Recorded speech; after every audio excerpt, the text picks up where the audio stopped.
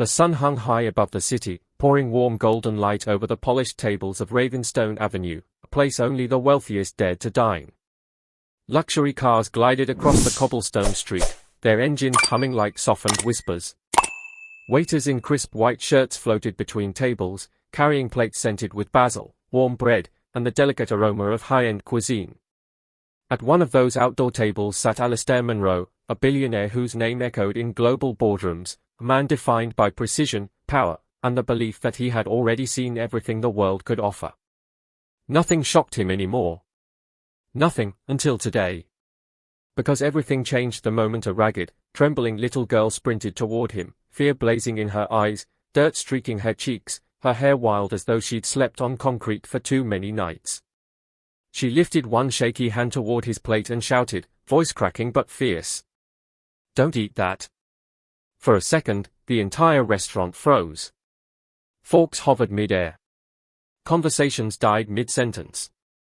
The wealthy patrons stared, insulted that a child in torn clothes had stepped into their protected world. Alistair looked at her with irritation, unsure if she was begging, confused, or just desperate. Her clothes were ripped and patched with scraps of burlap. Her tiny bare feet were scraped raw, as if she had walked miles on unforgiving streets. She couldn't have been older than 9. But it was her eyes, terrified, urgent, pleading, that forced even Alistair to pause. Chaos had entered his perfectly controlled afternoon, and he didn't trust chaos. Her name was Talia, though she hadn't said it yet. For 3 long weeks, she had survived in ways no child should ever have to, digging through dumpsters, dodging angry vendors, and hiding from dangerous men who stalked the abandoned warehouses at night. She had no one. Her mother had vanished 2 nights earlier, leaving her only a small cloth bag with stale breadcrumbs and a whispered hope that she would find help. Just minutes before running toward Alistair, Talia had been searching behind the restaurant for food. That's when she saw a man slip out the kitchen's back door, tall, thin, a scar on his neck, eyes darting with fear. She watched him pull a small vial from his pocket, dump its contents into the bowl meant for the billionaire, and disappear into the crowded street. Talia didn't know who the rich man was. She didn't know what the powder did. But she had seen enough cruelty to recognize danger. So she ran. Now, standing in front of him, her chest heaving, she tried to warn him with the last bit of strength she had. Alistair frowned, assuming she was lying to steal a meal. Nearby diners whispered complaints. A security guard approached, ready to drag her away.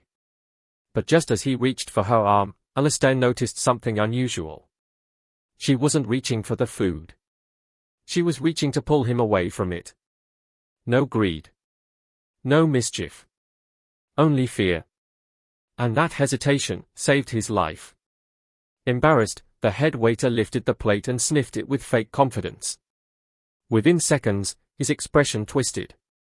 His hands trembled. He whispered urgently to a server, who sprinted inside. Moments later, the restaurant manager rushed out, pale and sweating. And then the chef himself ran over, shouting for everyone to step back. The bowl was whisked away like a live explosive.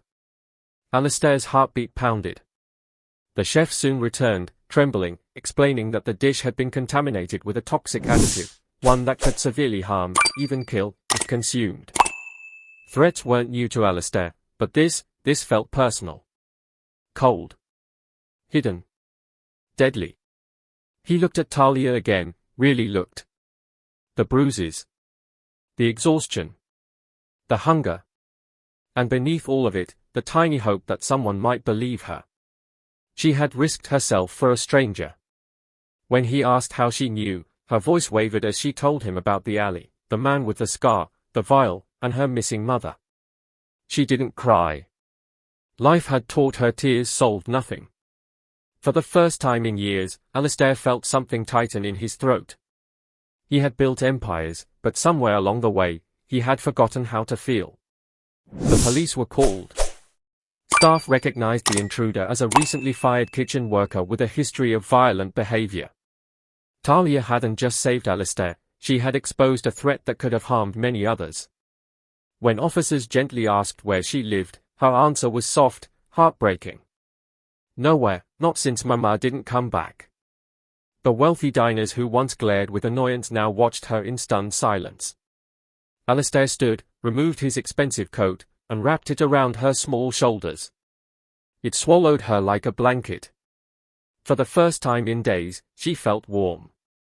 He took her across the street to a quiet cafe, bought her warm food, real food, and listened as she shared everything she remembered about her mother's disappearance.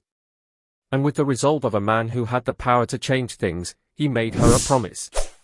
She wouldn't face this alone. Detectives launched a search that same afternoon. And by evening, as the sun dipped behind the skyline, they found Talia's mother, alive but injured, trapped inside a collapsed storage room. She had been banging for help, but no one heard. Talia ran into her arms, sobbing with relief. Her mother held her as though she would never let go again. Alistair watched from a few steps away, deeply moved, realizing that sometimes the smallest voices carry the greatest courage.